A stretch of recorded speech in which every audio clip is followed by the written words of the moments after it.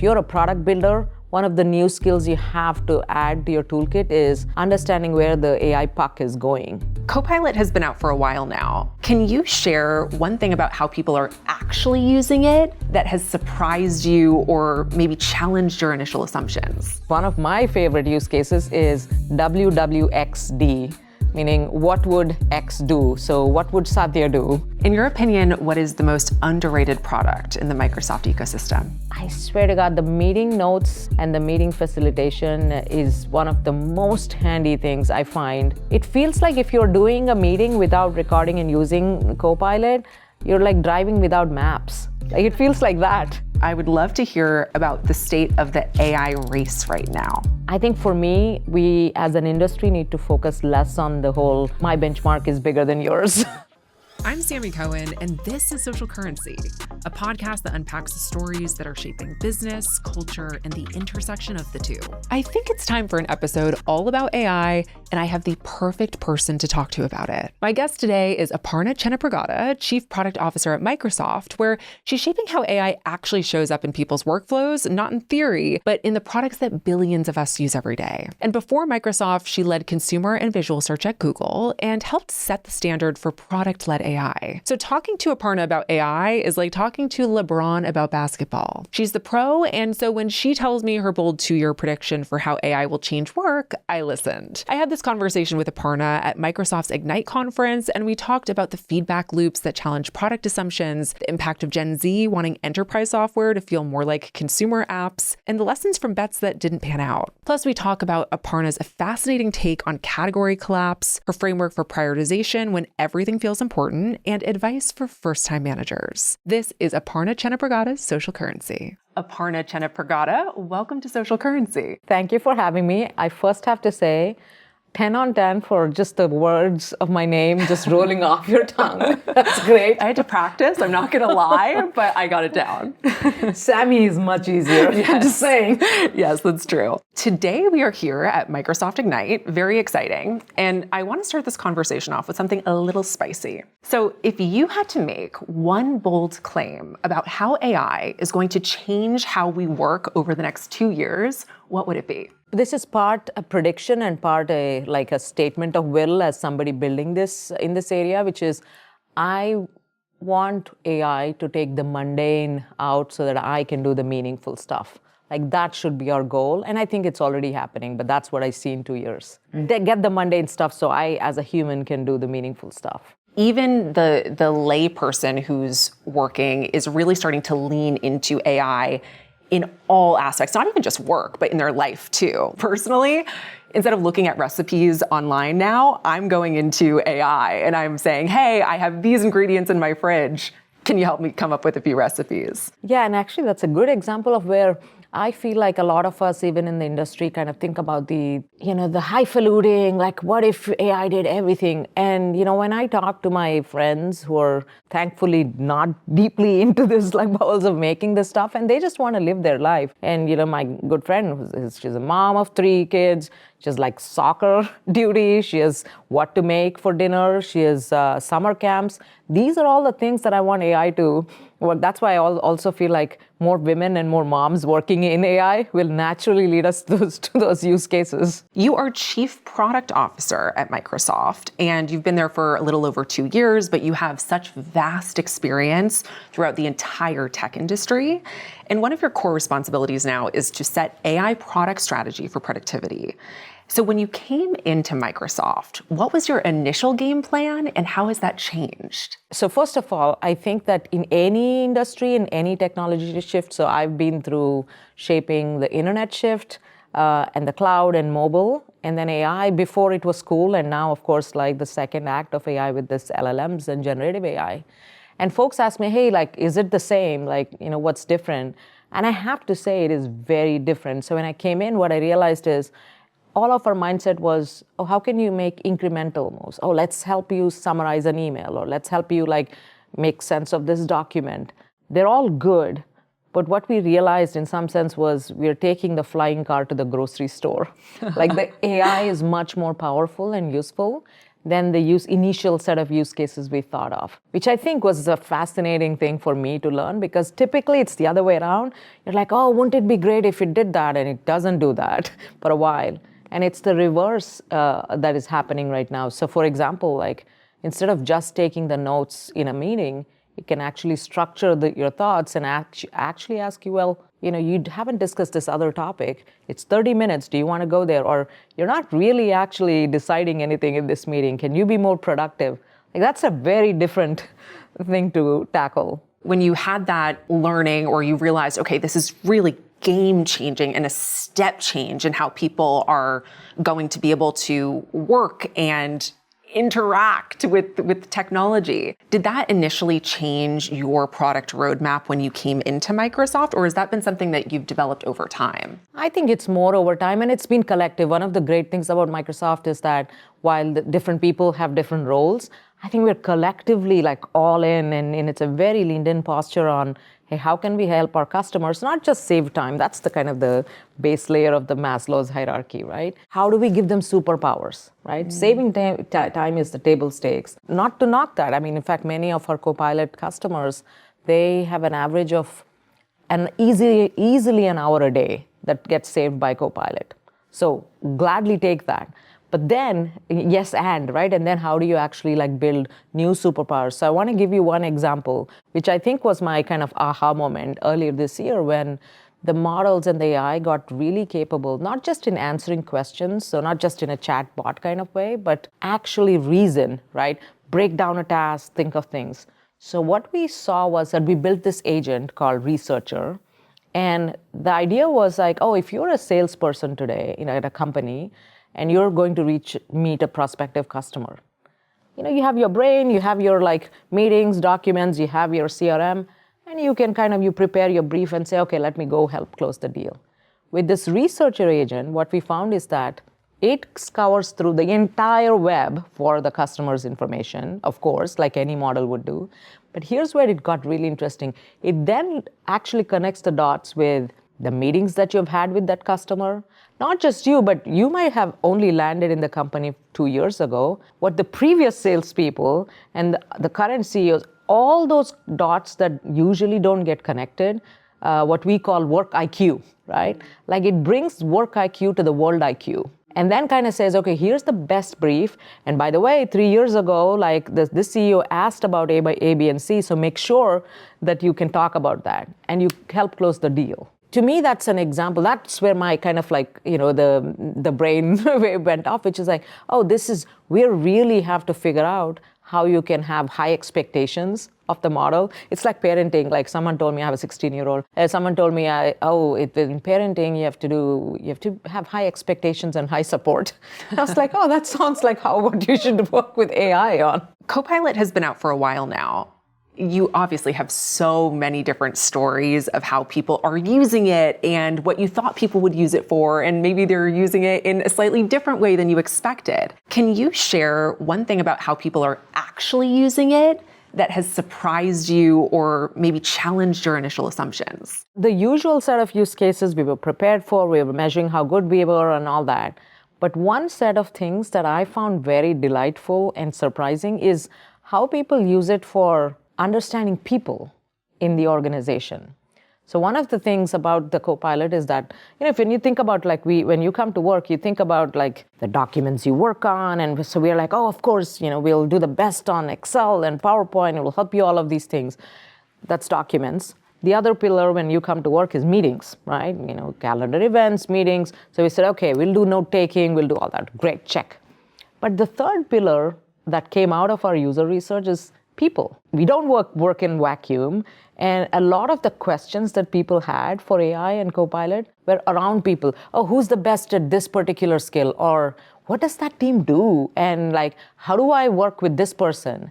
And so I have to confess, one of my favorite use cases is WWXD, meaning what would X do? So what would Satya do? What would Rajesh do? So the idea being, if you have enough information about, say, how you've interacted a bunch with your boss, right? Before going into that meeting, if you uploaded your slideshow or PowerPoint presentation, say, hey, here's the proposal I have for my boss. knowing what you know about all my prior meetings, my emails, all of that, tell me how he or she would react. It is mind-blowingly good. So if you're listening and you have Copilot, you should try this. Wow. And that's so helpful because as a human going through all of those different touch points, going through many emails you need to go through to make those assessments, having a tool that's kind of like your thought partner in figuring out how to approach the people side is really interesting. So this was actually one of the aha moments, again, to say very surprising to you. I love your question, because then we said, we should be building something much more dedicated. So in fact, as of today, we announced something called the People Agent. So along with the Copilot, you get this.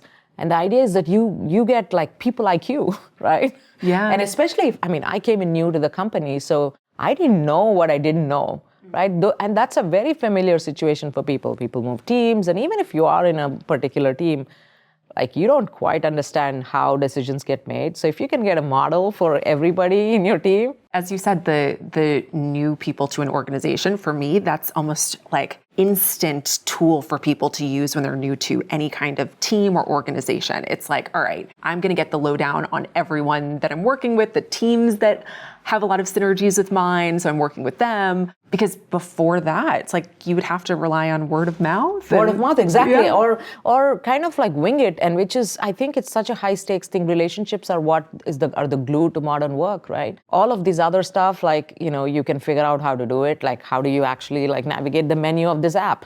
You can figure this out, you can search for it. But people issues and coordination are one of the most important effective productivity unlocks. I want to zoom into something that's foundational, and we're talking about it now, which is the human side of AI and technology. And so Microsoft is all about human-centered design. So when you are designing tools in the AI space, what does empathy actually mean when you are designing for billions of people across all these different contexts? How do you think about empathy? When you start building a product, you're thinking about one person, right? So when you're creating that product, I always tell my team, don't think about the sea of people, think about one person, right? And make sure that if you're building something 0 to 1, you really understand how to make this an extremely reliable, dependable, useful, and lovable product for that one person. Because as humans, it's very hard for us to think about a sea of people. We're not wired that way, right? Especially when you're building something. So I'd say that's step number 1. Step number 2, I think one of the things I am a strong believer in is this multidisciplinary team. So for example, in some of this People Agent that we built, we have a user experience research team that works very closely with the product team. So while you're building this product, co-building it with customers, and our customers have been great, right? So we almost treat them as design partners in some of these cases. So that you're not kind of going off in a bunker and building a whole bunch of things saying, if you build it, they'll come, right? You just have to co-build it with them. But the broad steady state is the hardest one, what you said, which is, hey, at scale, for many of these companies, you do have to deal with millions of people with different, and that's where data is really useful. I call it data-driven empathy. When you actually see the data around, hey, a lot of people are somehow struggling with this part of the product, to zoom into that. And that's the quantitative signal. It's like a detective work. And then you say, combine that with interviews with users. And that's when you get the full picture. Most product teams either we're too much on the quantitative side and say, if the graph goes up, everything's great, or just over-index on one particular customer, right? You have to do both. And with so much information from the customers, you're doing these customer interviews or you're getting user feedback in so many different channels. That's one piece. But then your team has to then take that information and decide what you're going to build. What is your framework for actually prioritizing when everything feels super important right now? That doesn't happen. Of course, everything is P0. And especially at this moment, right, where I feel like the technology growth of decades is getting compressed into weeks. Yeah. As we speak, new models are getting dropped and all that. I have a somewhat of an boring but very steady framework for it. I think for me, one of the first things that you look at is breadth, which is how many people can it impact? Because at our scale, we have to think about products that can reach many people, right? So I think the scale and the breadth is one factor. The second I think of is depth or intensity, meaning how useful is it? So one of the things we actually measure is if they didn't have this product or feature, how disappointed would they be? So we actually measure that and say, if that disappointment is above like 7 on 10 or 8 on 10, then we know we have a vein of gold, right? So then that needs to be prioritized. And the third thing, the most important thing is how well can you do it? For example, like some of these features that we know people want, like like a flying car. And nobody says no to a time travel machine, right? The value and the breadth and depth in some of these features and products is immense. But sometimes it's about sequencing and timing. We get it wrong sometimes too. I'll give you like a very candid example where 2 years ago we thought, oh, the models are here, they're great. So let us actually build this thing where you can, in a company, for example, let's say you're generating assets for your social media posts. What if you could just text prompt and say, hey, I want this particular kind of post, and it should generate the video, it should generate the image, and so on. And then poof, done. We built all of that. It turns out it was like a slot machine. Like, sometimes you'd get something amazing, other times you didn't get it. It was very predictive, but not predictable. And so when we tested it with customers, they said, no, this is not usable, because if I tell it to change one last thing, it just changes the whole thing. So that, I think, was an insight to say control and predictability are important, especially in an enterprise context. They're paying you for that too. So that was an example of where we said, it's great value on paper, but the tech isn't there yet. So something like that, when you know that user need is there, or at least they think that this idea is still amazing, right? Is that something that you kind of put then as a P2, P3 on the prioritization list, and you're just waiting for the tech to get there? Oh, I think this is one of the most important things that's become very relevant right now. It's always been true that you, as product builders, you need to have a sense of where the tech is going, but it's become so much important. So if you're listening and you kind of like, if you're a product builder, one of the new skills you have to add to your toolkit is understanding where the AI puck is going. In that case, for example, we knew, okay, in a year or so, the tech will get there. So don't snooze on it for too long. But in some cases, that runway is 5 years. So I think that whole sequencing and looking at it going, this is below the cut list right now, but we got to get back to it, right? Yeah. Is a good judgment to develop. And for people who are building any kind of tool right now, I'd love to actually double click into that conversation that you had with your customers, because you had clearly rolled something out. They tried it, they were excited about it, and it didn't quite meet their expectations, or it wasn't really at the level that they hoped it would be. So what does that conversation look like with users or customers when you are rolling something out and it doesn't necessarily work the way that you had intended? I think one of the most important things that we all remind ourselves in our teams is feedback is data, right?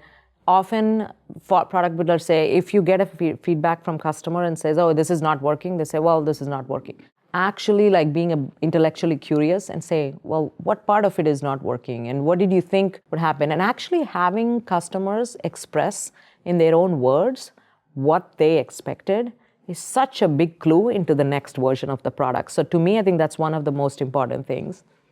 The second thing is, in this case, for example, what we found is that there are some cohorts of customers who wanted to be on the cutting edge and who did not mind the slot machine, right? So that actually led us to a program that we started called the Frontier Program. And the idea was to say, look, we do want to innovate at the speed of trust and make sure that, we can bring customers along and have very reliable at-scale products, right?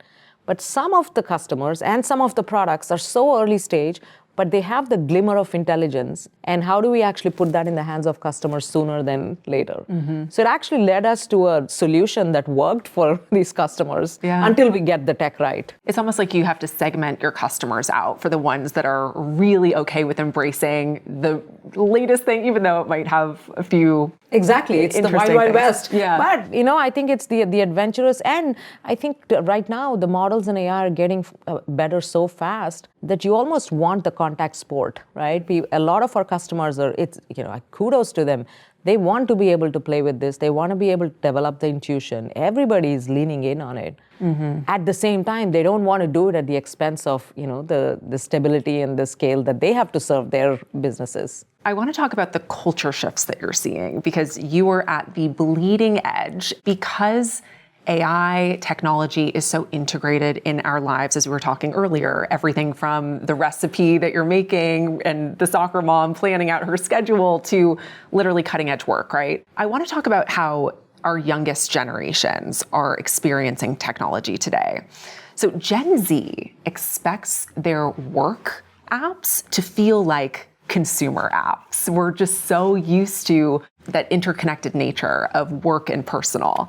So can you share an example of how this expectation forced Microsoft to rethink UI in some way? There's a line that our design team lead says, which is consumer grade is the only passing grade, right? And so building this experience, meaning it has to be intuitive, very low learning curve, right?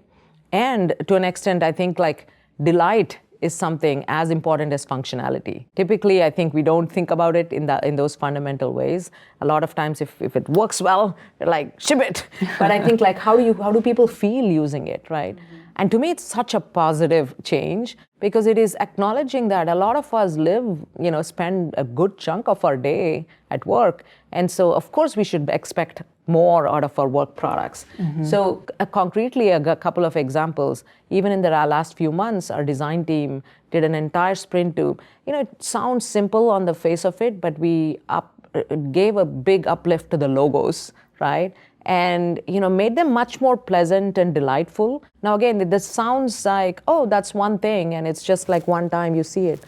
The amount of positive input and feedback we got from the customers saying, oh wow, like I just feel more, because these are these micro moments that you have throughout the day, right? And the flip side is also true. Those like paper cuts that you have throughout the day, in the past, I think there would have been a sensibility that, well, it works well and it's just a tiny thing.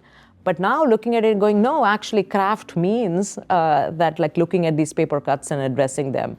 So we actually put together a craft council. It's a painful process. Like we actually have a bunch of senior leaders, product leaders and design leaders who for months looked at all the paper cuts, all the things that are like, we've just been like, hey, it's okay. And then now we're like, no, step by step, let's go attack them. And where does Microsoft get the inspiration to be on that cutting edge of what Gen Z wants to have? That's a great point. I think one of the things that we're actively doing, again, our research team, our design team has been much more active about actively seeking feedback from not just the customers that we have today, but the customers that we want tomorrow, right? And going and explicitly doing like research, doing quantitative, doing ethnographic, all sorts of instruments that we have at our disposal to get that insight from folks who want to use our products. Microsoft is this legacy behemoth. It's a huge company, right? And there are so many different products that fall within Microsoft.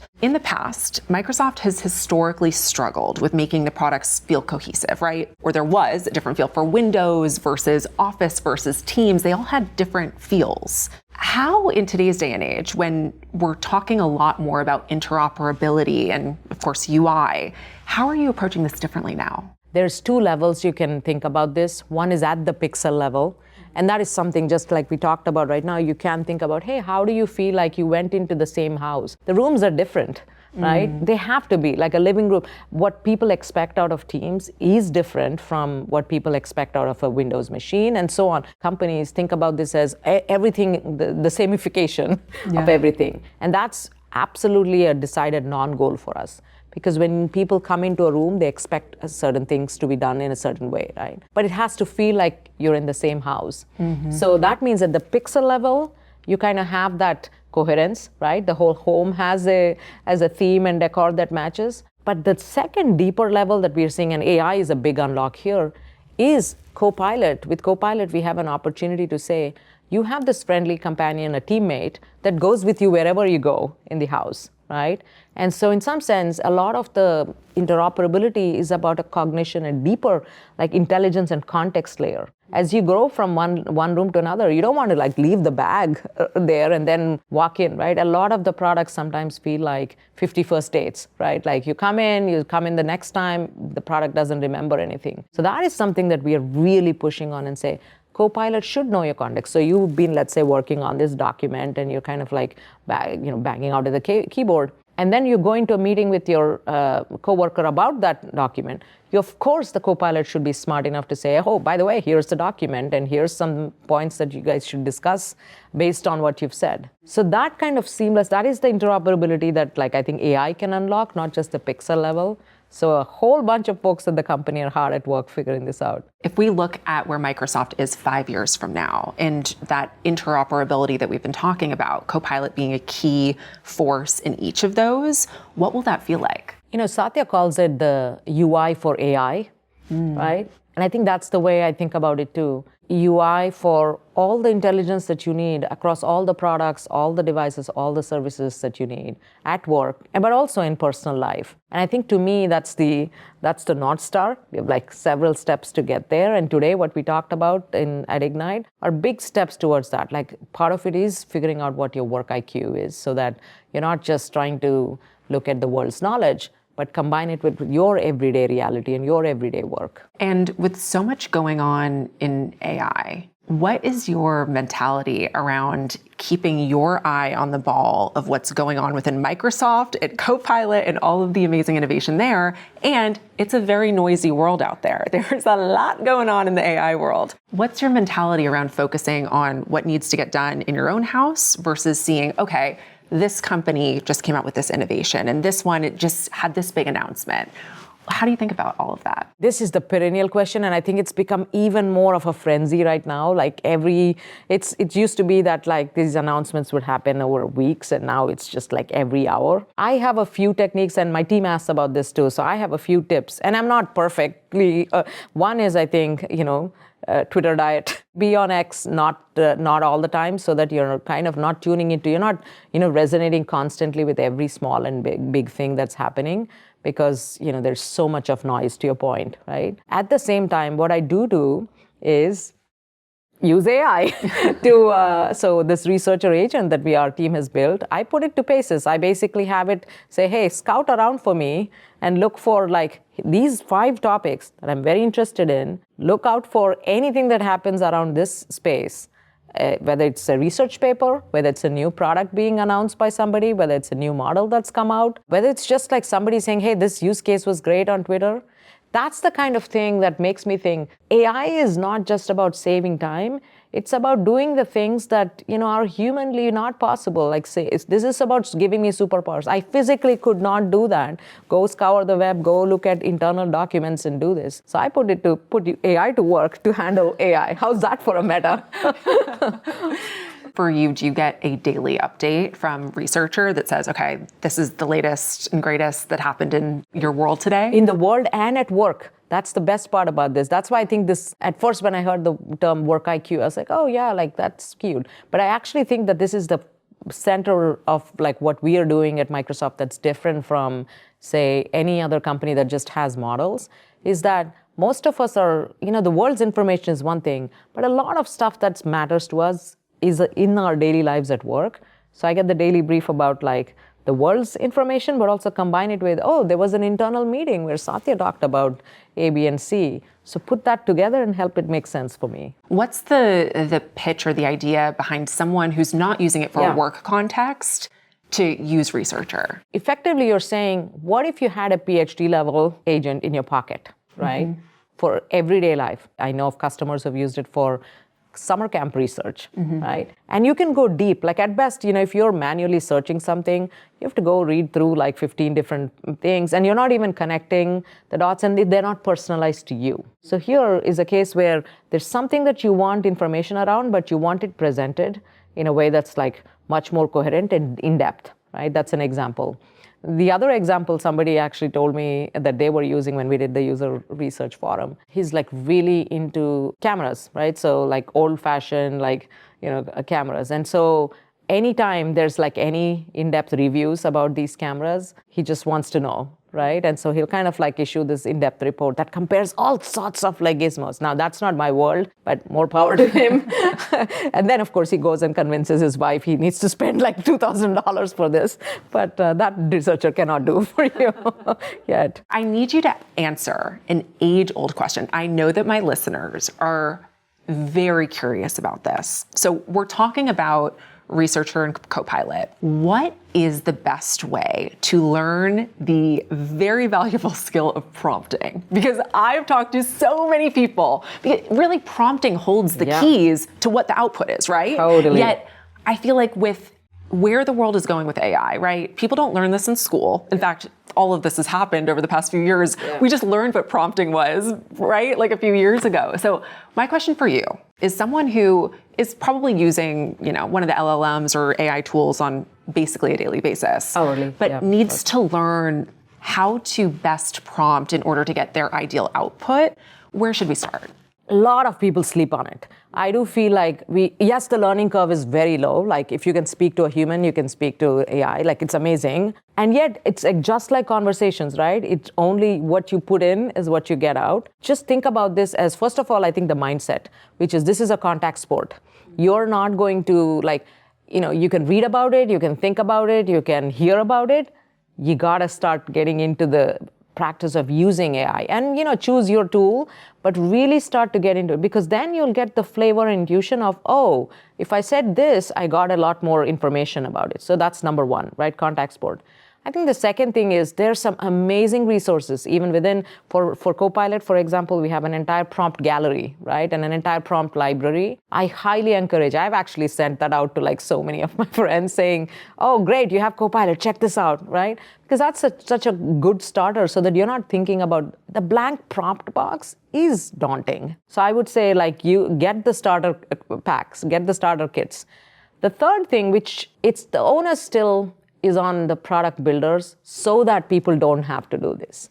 So for me, one of the bugs I have, and I discussed with the team is, yes, we want people to become super prompters, but there's become this haves and have-nots for those who can super prompt and those who cannot. And I want to bridge that. And back when I worked in search, one of the things we pushed hard is autocomplete, right? And suggestions and queries, suggestions, so that you don't have to know the magic incantations, right? It's our job to kind of say, if you're starting to say, okay, travel plans to LA, and you should just be able to say the simplest thing, and the system should be able to say, oh, okay, knowing that you're vegetarian and you have 2 kids, and here's kind of the real thing that. So I do feel yes, some of it, it's a contact sport, some of it is on us. Yeah, and so much of it is contextual too. So of course it's really important that the AI understands you and your preferences and who you are. And obviously the more you use it, the more it learns. But for me personally, anecdotally, I find that prompting, when I even just did a little bit of basic research, I'm not talking about anything severe here, how to better prompt, my output increased seemingly by 10x. Yeah, I just wouldn't sleep on it exactly. The prompter, prompt kits, prompt libraries, and actually there's the thing called meta prompting. So you can kind of say, look, here's the prompt, and ask the AI model, ask Copilot, hey, how would you rewrite this thing for much better answers? Oh, that's good. And then it gives you the, what would you ask if you were doing it? It's a little bit of a... We're going full circle because it's what would X do? Exactly. You're saying what would, oh gosh. I have really to say this, what would X do has really saved my bacon. In a few cases where oh, this is going to be the ultimate amazing pitch. And then I would do what would Satya do? And then it says, oh, he's talked a lot about X, Y, and Z. Make sure you frame this in... Oh, okay. Yeah. So hot tip for everyone watching, next time you have a important meeting, always go into your co-pilot beforehand and say, what would whoever you're having that meeting with, what would they do? I think all of this with how quickly things are changing, it's prompting. I will scream this from the rooftops. Yeah. Prompting is super, super important right now. There's so much alpha in it too. That's, I think, the other thing. I have my 16-year-old who's a junior in high school. And on one hand, I don't want him to be just relying on AI as a crutch. But at the same time, this skill, this thinking with AI and prompting is going to be the new literacy. So I do think younger folks have a big advantage in the sense that it'll become much more native. On that note, to parents who are concerned about their kids, especially when you're in school, leaning too much on AI, what's your perspective on that? I think my perspective is you cannot be an ostrich in the sand. You cannot ignore that this is a powerful and profound technology tool. And it's a tool. It is not a replacement for family relationships. It's not a replacement for connections. It's not a replacement for thinking and using your brain and kind of learning and so on. So I do think that it's one of those cases where there's a third way, which is how do you use this as a very powerful cognitive tool to get you to be upping your game, right? So for example, like if you're trying to understand a hard to understand concept in biology, use it in the Socratic mode, right? Not in the give me just the answers. Use it in the way that says, well, why does this happen? Why does the, I don't know, the tumor growth happen in this particular way, or whatever you're studying in biology. My son just happened to have, it's recent on my mind. But like ask questions, get it to up your game. Think about it as a tool that helps you up your game. That is the reframing I keep reinforcing for people. With everything that's happening in the AI space, this also puts a lot of pressure on leadership to be able to lead through these very chaotic times. What would you say is your favorite leadership principle that guides your decision making? To me, I think one lens I always pass any of these questions or product questions or business decision making thing is, are we doing something useful for our customers? Are we doing something useful for our company? Like, does it have business value? So does it have customer value? Does it have business value? And third, I think, is does it have a positive value on society? Earlier in my career, the first and second were the dominant lenses. But as I grew in my career, I realized, the third one's as important. And just like run these three things through these three lenses. If the answer to all of these is yes, then go full speed. If there is any question around that, or if this doesn't matter in like a few years, don't sweat these kinds of like issues or decisions. That's one in terms of like, prioritization or decision making. The other one I tell the team and myself too is that there is a real need here. I'm not going to lie. It's like a second shift, right? I think we all have our day jobs, and yet there is so much interesting stuff that's happening. We're on one hand, I'm pinching myself and saying, we're so lucky to be alive at this moment, building this stuff, happening to be in this industry. At the same time, there's a lot happening. You can't ignore that. Again, it is not that anyone's like telling you to go do that, but to up your game, you almost have to kind of build these skills while you're running your day job. And that's hard, right? And that's where, again, like I'm asking the team and myself too, where can you use AI to kind of do that like learning too? I love that term that you said, the second shift, right? When you leave work, it's not like your brain shuts off. In order to really perform at your best in a space that's moving so quickly, you need to constantly be absorbing what's going on around you, seeing and observing what's new in the space. Would you recommend that people have any structure around that? Is there something that you'd recommend that people do as they're living their lives and observing what's happening? I do dedicate like a good few hours when things are quiet, and I've recharged to do two things. One, to actually build hands-on, because that's, again, for my role and for my area, I feel like if I don't actually build things, I don't get the intuition, which is different from like traditional leadership of like, I almost joke saying like the return of the nerd executive. So I consider myself that. So building things. For me, what's really useful is learning from other people. And so I have a group of people across companies, across industries, and we talk routinely about, hey, what are you seeing and what do you think about this particular thing? Is it a big thing? Is it nothing? And I feel like, again, like we don't have to do it all alone. Given that you're in this leadership position and there are so many prioritization calls that need to be made, you're having to decide yes or no to countless products on a pretty regular basis. You've had to make many tough calls. Can you share a hard conversation that you had with your team in the past year around either prioritization or deciding which way a product was going to go? Earlier this year, when we had like a big step function, big jump in the models, they were suddenly able to break things down, do a task, like build things that would go off and like do analysis and things like that, which the models were not capable of before. So one of the things we had to do was almost like stop and say, are we taking full advantage of that, right? Are we leaning fully into the high expectations of the model? It would have been awfully convenient for us to continue on our path. But it was one of those moments where we said, if we didn't do it, would we regret it? Because the team has a momentum, there's a particular direction they're going, and that direction was not wrong. Like it was just like great. It's just that there's a new piece of information that helps the product be 3 times better. So how do you make the call? But there is a risk there, right? So in this case, what we said is, okay, why don't we actually not kind of shake up the main production line, but actually create the space for this experimentation. And that takes time. Again, that takes it's a calculated bet, and not always do you get it right. It turned out to be the right call, and we built this agent, and it turned out to prove that, there is value in this thing without disturbing the main train, right? But again, this is a good example of where there's no right answer. There's no neat equation that just says, the answer is 42. For something like that, where you have to make a judgment call on taking a little bit more time and perhaps experimenting versus putting something out into the market, the speed at which AI and the new products across different companies are coming out, have you ever rolled something out too soon where you said, oh, shoot, I probably shouldn't have done it quite at that speed? At Microsoft, I would say it's been amazing. That's one of the biggest learnings for me coming into the company. It's not a 50,000 feet statement. It just seeps through the decision-making at all levels, which is we innovate at the speed of trust. The yes and, right? It is, of course, we want to kind of make sure that the most advanced intelligence is in the hands of our customers, but not at the expense of, the basic foundation of security and compliance and just the governance and trust of it. Wherever there have been kind of moments like that, we've always erred on the side of making sure that this thing has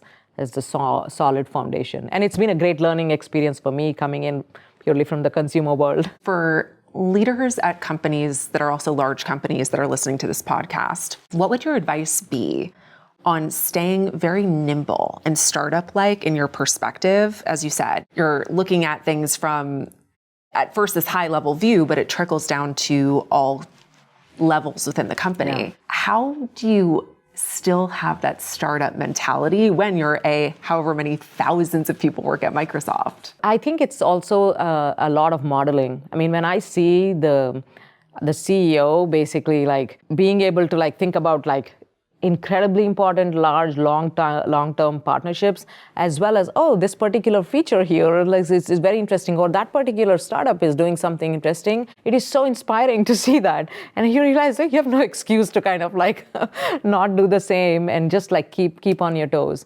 I would say, I think carving out time for learning is an important part of it. It's a very big risk that, when you're doing something and there's always something to do and there's always something to ship, it is very easy for that slot to get clobbered. Mm-hmm. So my advice would be to say, protect that deep thinking, protect that learning space, because otherwise it's the saying about the axe gets duller, but you don't have time to sharpen the axe. And do you think for all of the work that Microsoft is doing in the AI space right now, there's been a ton of attention on video models across the industry and the way that image generation and potentially, because I'm in media, I think a lot about the future of media and the entertainment space and how quickly that's moving. Essentially, you can almost generate what seems like a feature film via AI. Do you see Microsoft getting into that space in the near-term future? On the enterprise side, which is the area that I focus on, in fact, we just announced something that uses the Sora APIs to convert from a text prompt to a video within the enterprise context. And as we have been testing out these image and video generation features, I'd say 2 things are very important for us. One is making sure that they have safety and content generation done in a way that is responsible. Right? That is one thing. We do watermarking. We do we follow a public standard that shows the lineage of where this image came from, because that's very important, especially when anything can be generated, right? So that's one. I think in the enterprise context, what I found is that the use cases are different. So for example, someone wants to kind of say, there's this 50-slide presentation. It would be awesome to convert that into a 1-minute video, right? And those are, customers are asking for those things. So we'll definitely build some of those cases, or even an infographic, for example, that just puts together all the words and says, here's the summary of it, but it's visual. In your opinion, what is the most underrated product in the Microsoft ecosystem? I don't know if it's underrated, but I swear to God, the meeting notes and the meeting facilitation is one of the most handy things I find. And this is one where, again, it started out as, it can take notes and capture action items. But now it feels like if you're doing a meeting without recording and using Copilot, you're like driving without maps. Like it feels like that. Like remember we used to print out the, I don't know, like the map question. Like, Oh, yeah. Like I'd go and say, oh, where is Fremont in California? Like I just feel like that and it's that norm has flipped. Nowadays when we are in meetings, they're like, oh yeah, like, well, why don't we just like have the meeting agent do this? I agree. It's one of those technologies that once you have it, you can't go back. There's no It's going just back. offloads all of this. And I find as somebody who is not great at multitasking, nor is most, and turns out science says most people aren't, I love the fact that I can just not worry about like all the details, like writing down and stuff, and concentrate on the topic and concentrate on the people and like pay much more attention. When I was working at Amazon a long time ago, there was literally a meeting note taker, a human, who was having to jot down bullet points of what people were saying. I mean, those days are long gone, but crazy. But that's a great example of like what we started out with, which is take the mundane stuff out and it leave us for the meaningful work as humans. Yes. I would love to hear a hot take about the state of the AI race right now. I think for me, we as an industry need to focus less on the whole benchmarks. My benchmark is bigger than yours, and versus just saying, hey, what is the real? Like, what is the actual customer value? What is the end user value here? What, as a user, am I able to do today that I cannot do like a year ago or a few months ago, versus something went from like 70 to 80 on some like random graph, right? Yeah. Look, I'm a mom, I have a busy, I'm working, I have my mom. So for me, I'm just like sometimes outside, we get too in our own bubble in tech. And so sometimes when I step back and say, okay, like what really is needed is it helpful? Is it useful? Is it reliable? Is it making my life easier? Yes. So, call me old-fashioned, but those are the values I would look at. Yeah, well, that's what the customer wants and cares about. And if at the end of the day, I think people sometimes forget, you can have all of the bells and whistles on the latest piece of tech innovation, but if customers aren't using it, there's no point. Yeah, exactly. We're going to go into questions I ask every guest. The first one, you've actually shared one system, but can you share another system that you have in place that benefits your career or business? I carry a notebook and pen everywhere. Not because I want to take notes to our previous question, but I think by drawing. So actually that is a system that really helps me like capture things. That's going to lead really well into my next question, where I ask you a question from the social currency corner, where I get your input on a trend or story that's impacting business and culture. I want to ask you about a really great Substack post that you did recently, where you showed a beautiful drawing, and the drawings were elite, they were great, where you talked about this idea of AI leading to this category collapse. And you had sequential pages where you showed what happened with the website era and the mobile phone. And I thought it was so fascinating. Can you share a little bit about this with the listeners? Because when I read this, I thought it was really a fantastic way to think about all of the shifts that we're seeing now. Oh, awesome. You should check out my Substack. Yes. But I think the short answer I'd say is every time there's seemingly very different categories of like products that end up being collapsing into the same interface. What do I mean by that? A good example for me is, back in the 90s, a sports magazine had very little to do with a yellow pages, right? And yet when Google and search box was the way that people found information, they were all like blue links, right, on the web. So again, on mobile, right, like TikTok on paper has very little to do with Candy Crush, is very little to do with Strava, right? But at the end of the day, they're all kind of like these rectangular icons on your phone's home screen, and they all compete for your attention, right, in one way or the other. You could go out for a run, you could listen to music, or you could like play Candy Crush. So one of the things that I think about is what's the equivalent of that in the AI shift? What are some of these seemingly very different kinds of use cases that just come together in the same AI interface? People who have these different tasks or asks that may be so completely different, in a way that they couldn't necessarily do those same things in whatever that last wave was, which was, I believe, the way you vouched it out was the mobile phone, right? People will go into their AI and search anything from, I need a new couch in my house, to how would my boss think through this conversation? I mean, like a good example for me is like, if you're able to use AI that can hear what you hear and see what you see, the same interface is used for, like, say, understanding more about like organizational dynamics. You say, hey, like, here's kind of like what I'm talk through this thing, to showing a picture of your closet and saying, give me kind of ideas about outfits. It's the same interface. Those two are so different in our head spaces right now. You're spot on with that assessment. I think it's already happening. People are just really using AI for as much as they possibly can. It's really replacing even web in many cases. It's how people do everything. Yeah. So let's end with a listener question. This one comes from Julia. I'm transitioning from IC product manager to leading a team of PMs for the first time.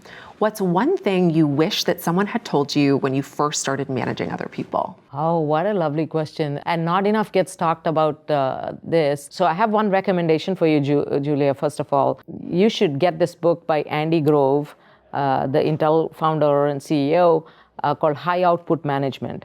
So that's a book that I actually have given to pretty much every leader that I've managed over time. That's one of the rituals I have. And it's a must read. One of the things I picked up from that is a meta skill, which is treat this as just like you'd think of as, hey, in your job, whether you're a product manager, you're a finance analyst, you have your functional expertise. This is as important, right? Managing people is not something that you just like you're born with. Like no one's born a great manager. You got to kind of learn the skills. It's less structured. There is no curriculum. Like, yes, there's business school, but there's so much of it is practitioners. Take the practice seriously. And like, there are lots of tips in that book, but I think the meta skill that I have is that it's one of the most important multipliers, because nothing great was created by one person, as much as the tech bro myths or say something different. So I think management is one of the highest multipliers. Well, that's a perfect note to end on. Aparna, thank you so much for coming on. I want to end with a quote from you about the state of technology. Yesterday's magic is today's commodity. I heard that and I loved it. And it's so true, because there's never been a more exciting time to be in tech, but especially AI. So thank you so much for this conversation. Thank you. It was fun to be here. Thank you for listening to today's episode of Social Currency. Before you go, take a second to subscribe to the show wherever you're listening so you never miss an episode. And if you liked what you heard today, please rate and review the podcast. It massively helps the work I do to bring this show to life. And if you have a friend who is as obsessed with business and culture as you are, send this episode to them, because sharing the show is one of the best ways to support it. And if you want to keep up with the hottest business lore in real time, follow me on Instagram at Sammy Cohen Talks, and subscribe to my newsletter, Social Currency, linked in the show notes. Social Currency is a production of Social Currency Media and Money News Network. The podcast is hosted and executive produced by me, Sammy Cohen, and produced by the Money News Network team. See you next time.